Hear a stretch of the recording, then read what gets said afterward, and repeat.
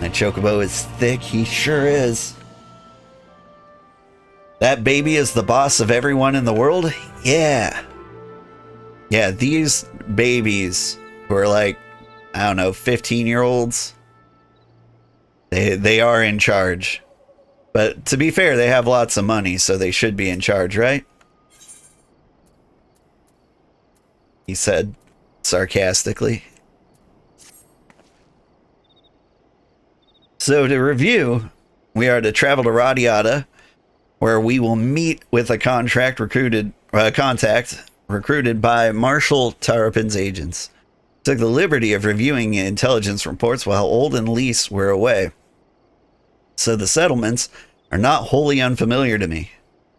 As the Vice Marshal indicated, the vast majority of the populace is employed as menial labor, either in the Specula Imperatus or the Castrum Albania. It's getting really hard not to say speculum. Anyway, perhaps as a result of this, the resistance has long struggled to make inroads there. Aye. You have the right of it. They got the better deal than most Alamegans, feeding off what scraps the Imperials gave them. Damned if I know how Marshal Terrapin's agents got one of them to turn his coat. I understand your disdain. I do. But I also understand their desire to look after their families by any means necessary. Our contract is a Ruggeden woman. She will ask us a question. After we answer with courage, she will know us as friends. Courage. Right. Put together a squadron, Nago. We'll need them soon. With me, my friends, and be ready for anything.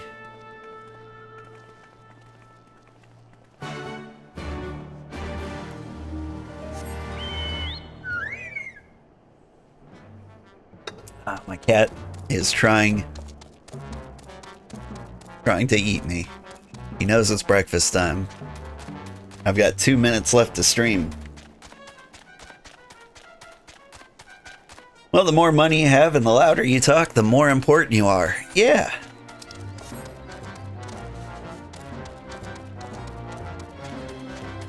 I don't know how people confuse money with skill for so long.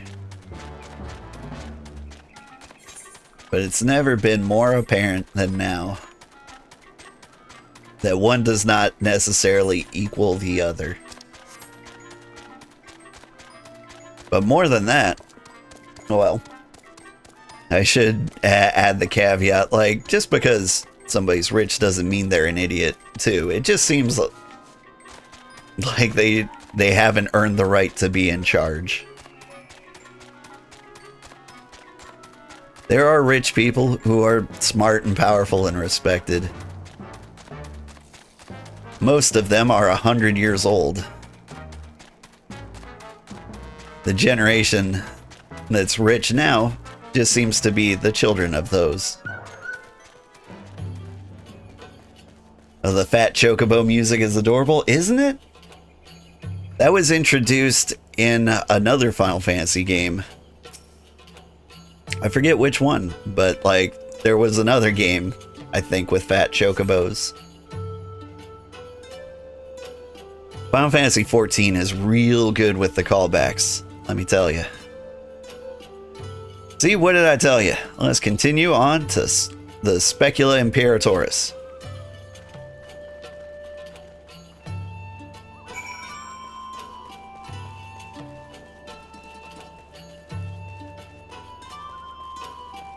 Like,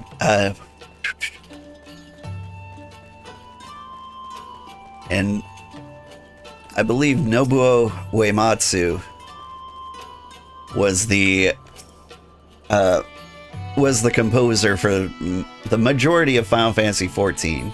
He might have retired for the latest expansion, but he's also been the composer for all Final Fantasy games leading up to this. You want to enter the Specula? I sure do. Don't know anything about the other Final Fantasy games. 14 was your very first. Well, it is nothing like the other Final Fantasy games. There are tons and tons of references. But like, I guess it's like Final Fantasy XI, their first attempt at an MMO. But nobody talks about that one anymore. That one never took off. This one was actually in a lot of danger of not taking off either. This one got revived pretty hard.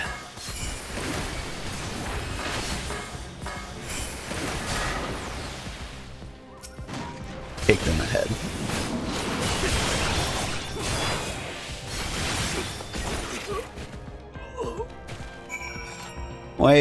Nobuo Uematsu retired from Stormblood in Stormblood, actually.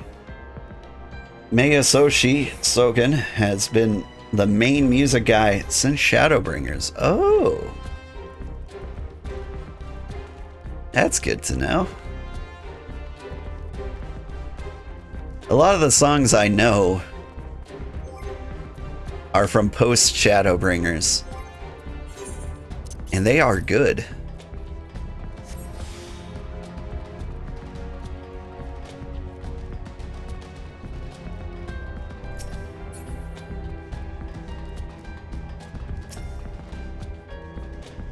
And so, like, I didn't realize Nobuo didn't do the future soundtrack for Final Fantasy XIV.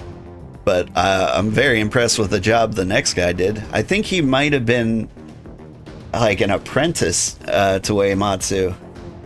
Stormblood Theme Revolution was the final Uematsu piece. Oh.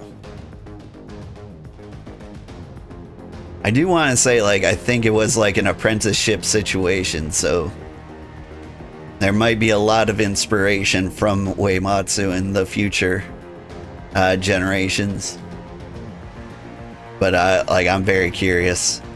I need to do some reading about it. Of course, there were still soldiers lurking about. Fortunately, they were no match for Lyse. Come on, Radiata is not much further. Of course, in light of our recent encounter, it would be prudent to proceed with caution and remain vigilant for Imperial forces.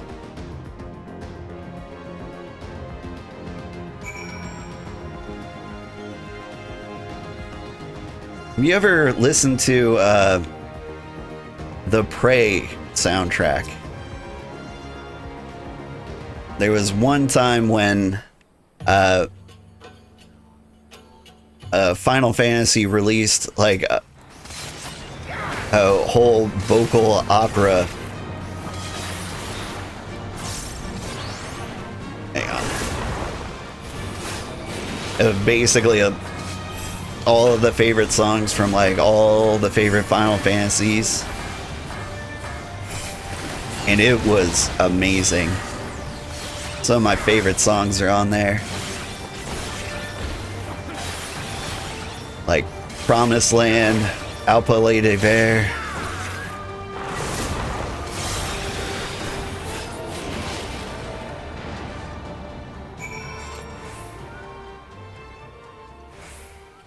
The next guy did one of the songs of 5-3 while fighting cancer and beat cancer. It's a good story. Ooh. I got a very light day at work today. I had a pretty rough couple of weeks. Was doing a lot of DevOps work, which is like doing highway maintenance. Like a lot of people are using the things you're working on. And like you're detouring them and rerouting them. It's a headache. And so I did a lot of work after hours while everybody was asleep. And so today, I'm gonna take it easy. And I feel like it's a good day to read up on the soundtrack history of the Final Fantasies. Looks like it's safer to enter. I don't see any Imperials. Do you know when Final Fantasy transitioned from orchestral to digital instruments?